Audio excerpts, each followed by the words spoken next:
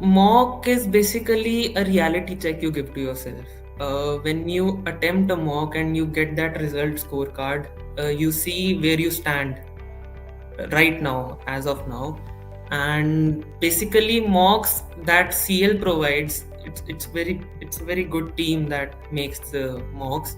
And the website, the aspiration.ai, it has so many features that one is there is endless practice things that one can do.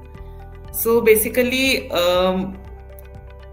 even when if you start for your with your preparation, you start with giving a mock, even if you get 100 marks less.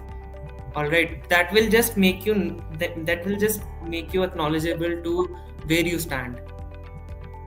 So it helps a lot. Mocks help a lot.